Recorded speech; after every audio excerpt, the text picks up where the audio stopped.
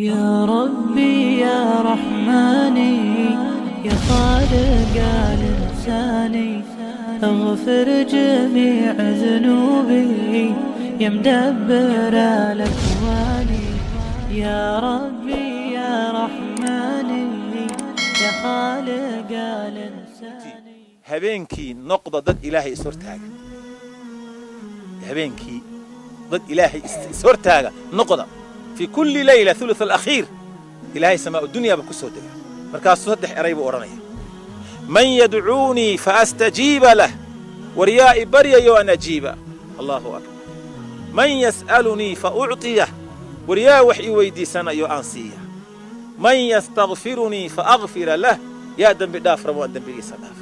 عدة قولها الله يزبل فير حيابها آدك عجبت ولا وحكمت يا قولها الله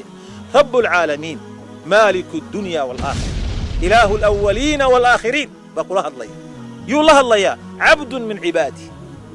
أدومي يسيب الله الله يا ورما إبريا يسان إساقي وعوسك ينوسو تشيدني ورما إبريا يسان أيدين كأجيب وردن بيغا أيدين كدافي ما إويدي سان يسان وحا الله عير يسان أيدين كدافي وفيري فرصة أنت لك قالقة والله فرصة عظيمة إلى سلف قارقود يرادين الدنيا دو ضد النولش يدو ميالتين هدان قيام الليل كتشرين بقى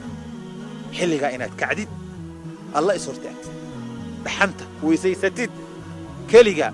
rasuulku xitaa ooridiisa la huruda waa ka qarin jiray markuu kacay sallallahu alayhi wasallam mar dambe ay arki jirtay isagoo sujuudsan firaashkaaga ka kac wuxuu nabigu xadiis saxiixa ku sheegay saxiix tarqiib wa tarhiib ku yaala waxaan aad u la cajabay buu ilaahay leeyahay uu nabigu sallallahu alayhi wasallam adoonku markuu firaashkiisa ka kaco go'isi uu hubna huwanaa iyo ooridiisi aqalkiisi uu joogay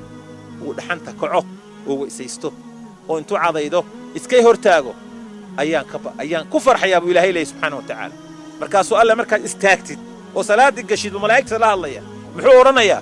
ishhaduu annii qad ghafartu lahu markhaati ka ahaada inaan igu dembi dhaafay markhaati ka ahaada هذه فرصة عظيمة